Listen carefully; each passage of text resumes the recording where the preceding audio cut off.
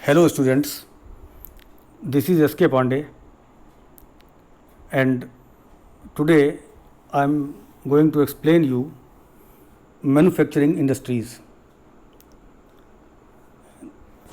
The slides of this particular video have been made by Mr. Sumit Tiwari and I have to narrate it because he is not feeling well.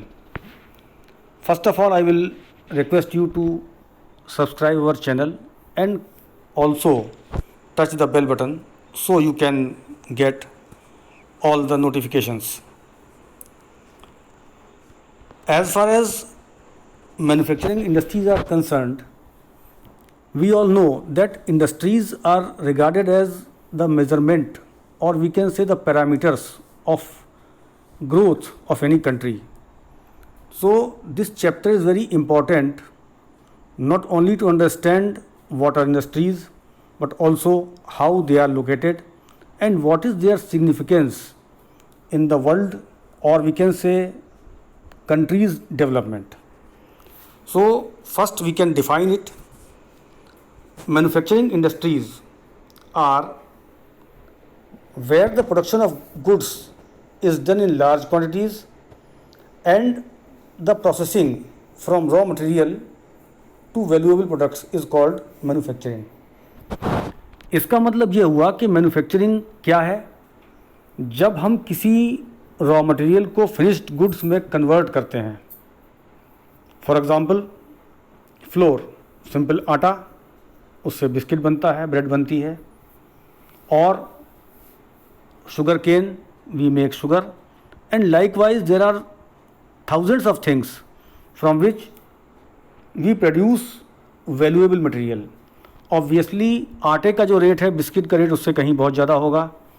आपने देखा होगा आलू market में बिकता है 20 से 30 रुपये किलो, लेकिन चिप्स 180 रुपये किलो होते हैं. तो वो कहलाता है value adding. Second thing we will discuss what is the importance of manufacturing industries.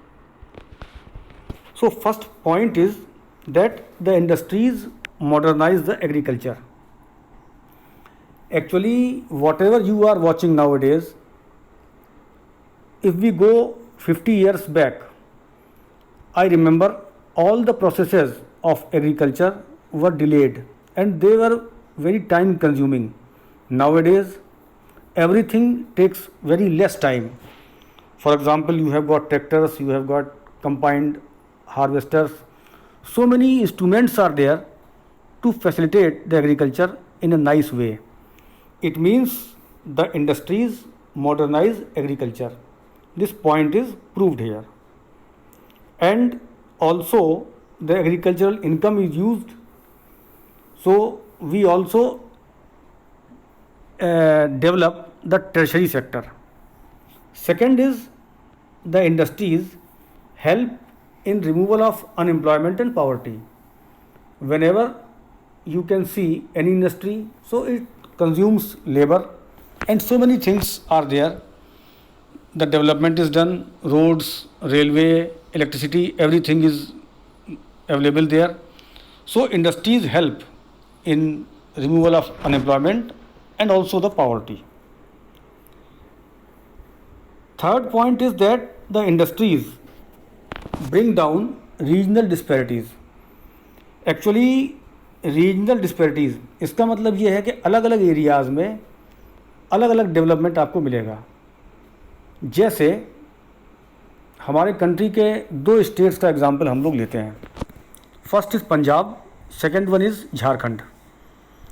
Punjab is so much developed industrially, so many industries you will find in Punjab, while in Jharkhand nothing is there. Only some minerals are found. So the government is taking all the minerals.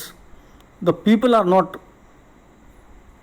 taking any kind of, they are not getting any kind of advantage. So it is called regional disparity. So wherever industries are established, they just cover up the space between the poverty and development. Industry also earn foreign exchange. Whatever material we export, we gain foreign exchange. For example, just like I can tell you one thing, like we import so many things from other countries. I will take one example of crude petroleum. It comes from Iran. Now, Iran can also demand money in form of gold or in form of Indian currency or also in form of Iranian currency, that is dinar. So whenever we export anything, we have got more chance to earn foreign exchange, means the foreign currency. And last thing is prosperity of country. जिस country में industries जितनी ज़्यादा होंगी वो उतना ही अमीर country माना जाता है. Like in India we have got 21% of GDP supplied, or we can say covered, by our industries, and Malaysia is very small country as compared to India, but it provides 35% of GDP from industries. It means Malaysia is much more developed than India.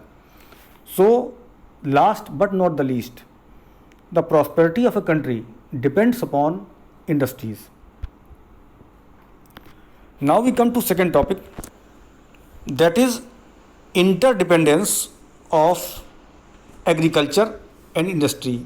Interdependence, it means that agriculture and industry are complementarily dependent upon each other. जब दो चीज़ें एक दूसरे पर निर्भर हों उसको हम कहते हैं interdependence.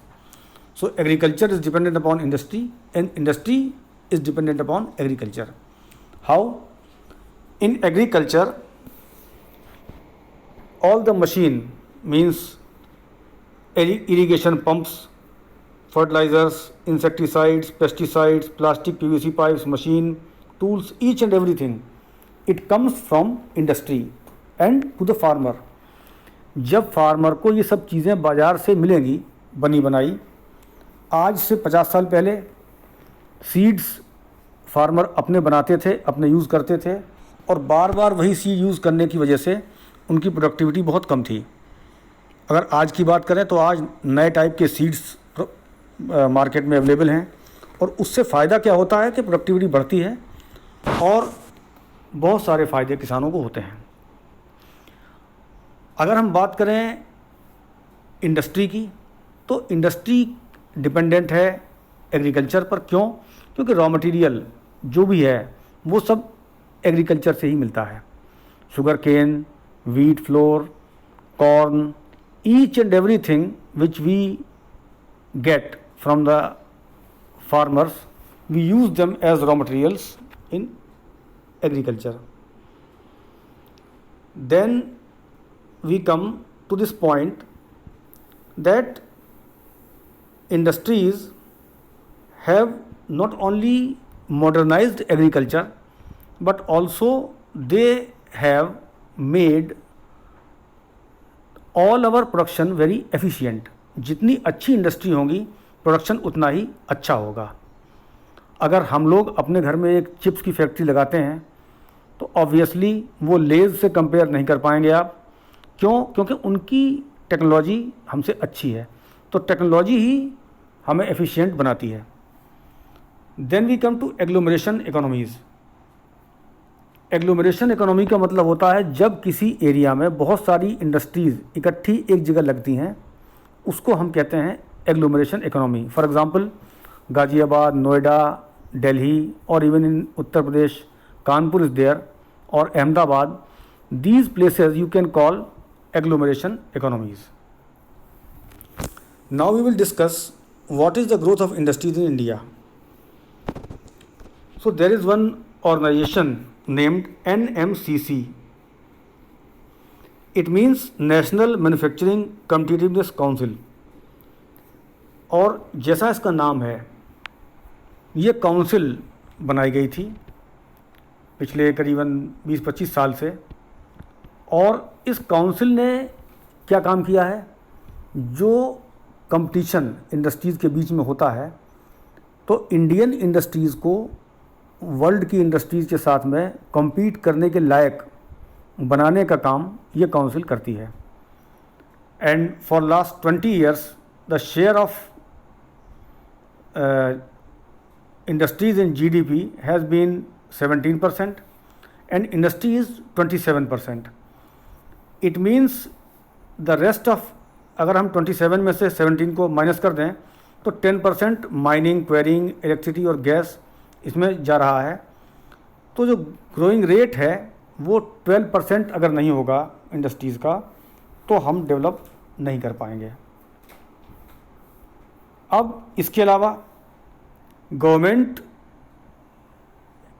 makes efforts to improve the productivity, and all the economists they have predicted that in the next decade, मतलब अगले 10 साल में मैन्युफैक्चरिंग बहुत बढ़ जाएगी हमारे यहाँ.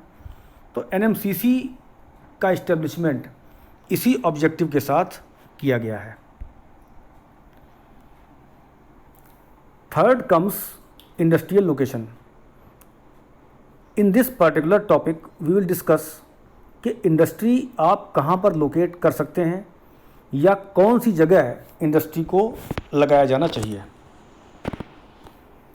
First point is that whatever the factors are there for industries like raw material, labour, capital, power, market, all these factors are called the factors of industrial location. So they should be available at lower cost. For example, many American companies have kept their call centers in India. Why? Because the Indian executives who speak very good English, they are very cheaply available. And the same thing if they establish in America, it will be costly for them. तो ये होता है एक criteria कि कौन सी चीज़ सस्ती कहाँ मिल रही है. उन सब फैक्टर्स को मिला के हम इंडस्ट्री को लोकेट करते हैं. इसमें प्रोडक्शन से लेकर रॉ मटेरियल सबकी कीमत भी आ जाती है. Second point is that industry should be located in the cities where the markets are available, and also banking, insurance, transport, labour, consultancies and all the financial advices, these are available. So they have not to go far away. और यही दूसरा important factor है. Third factor is government policies and specialised labour. They also influence the location of industry. I just gave the example of specialised labour means the English speaking people. So if they are available in India, that's why all the companies have set up their call centers in India. And the government policies, there are certain governments which do not provide very good access to the industries. I can give you one more example here. आज से करीबन 10 साल पहले waste Bengal में टाटा अपनी factory लगाने जा रहे थे नैनो की, and they acquired the land. At that time no one said anything, but after some time the farmers just agitated and they started movement against Tata Nano. So they had to shift their company in Gujarat, where Narendra Modi was the chief minister, and he gave not only land but all the facilities to Tata. So the industry was established there. तो government policies काफ़ी important role play करती हैं इसमें. Then we come to another important discussion that is called classification of industries. Now we can classify the industries in various categories depending upon various factors. So we will discuss them one by one. First, on the basis of raw material used. अब हम लोग raw material किस प्रकार का use कर रहे हैं, इस बेस पर हम इंडस्ट्रीज़ को डिवाइड करते हैं दो कैटेगरीज़ में. First is agro based. Agro based means when the raw material is totally dependent upon agriculture. It means like sugar, cotton textile और flour mill, biscuit factory, bread factory, so many things are there. we call them agro-based industries. Second is mineral-based. Mineral-based means all kind of minerals which we just take out from the earth, and when we use them, like chemical industries, iron, steel, copper, aluminium smelting, all these are called mineral-based industries. Second criteria is according to their main role. What role the industries are playing just for the country and also for other industries. So first is basic और की industry.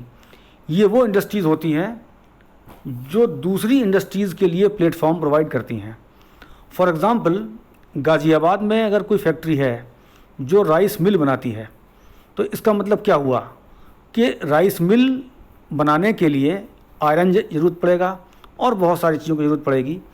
तो वो जो चीज़ें हैं वो कहलाएंगी basic industries, जो दूसरी इंडस्ट्रीज़ के लिए मशीनरी और प्लेटफॉर्म बनाती हैं. Second one is consumer industries. Consumer industries ये वो इंडस्ट्रीज़ हैं जो डायरेक्टली जनता के लिए चीज़ें बनाती हैं. Like FMCG. एफएमसीजी का मतलब होता है fastly manufactured and consuming goods. तो ये वो चीज़ें हैं जैसे हम लोग रोज़ इस्तेमाल करते हैं, सोप से लेके और ऑयल से लेकर के खाने की चीज़ें जितनी भी हैं, ये सब एफएमसीजी में आता है. Sugar, toothpaste etcetera. तो ये दो कैटेगरीज हो गई according to the main role. Third is on the basis of capital investment. किस इंडस्ट्री में कितना पैसा लगा है, it is called capital investment. So they are of two categories. One, small scale industries up to 1 crore rupees. तो 1 करोड़ रुपए तक की लागत से जो फैक्ट्री लगी है उसको हम स्मॉल स्केल में रखते हैं. And large scale industry more than 1 crore. Nowadays this limit has been changed. So I will suggest you to see the latest NCERT book, and if it is same there, then you have to remember this. Otherwise, I think this limit has changed, so you have to remember that limit, which is according to latest NCERT book. Remember this point. Fourth one is on the basis of ownership. Ownership मतलब मालिकाना हक. अब industry का मालिक कौन है, इस base पर भी इंडस्ट्री को हम डिवाइड करते हैं. First is public sector. Public sector means all the industries which are government owned. जिसकी मालिक खुद गवर्नमेंट हो उसको हम कहते हैं public sector industries. Example is given here BHEL, Bharat heavy electricals limited, oil India limited और coal India. So these all industries are totally government owned. Second one is private sector. Private sector means individual people और group of companies they own.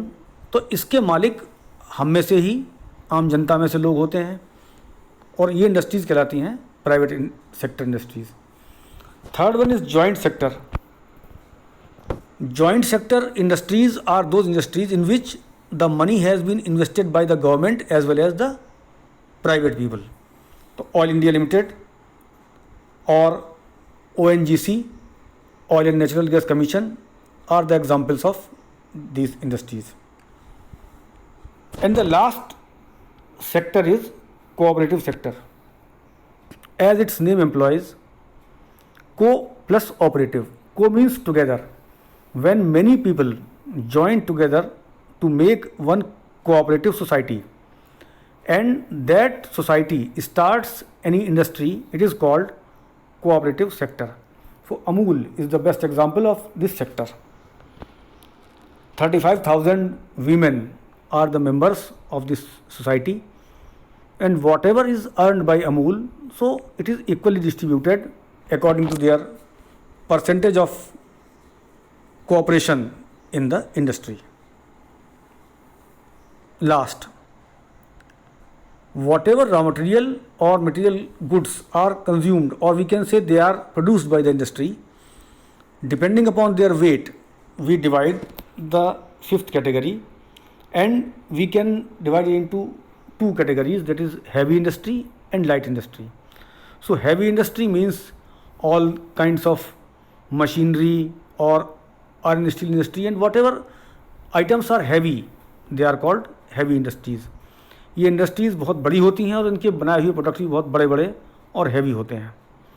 Light industries, electronic industry, जैसे mobile, electrical industry, bulb से लेके जितने भी wire से लेके जो चीज़ें बनती हैं, they are all very light weighted, so we call them in light industries. So this is the classification of industries we have discussed now. Now this is the end of this discussion. So I think you might have understood all the things. Thank you.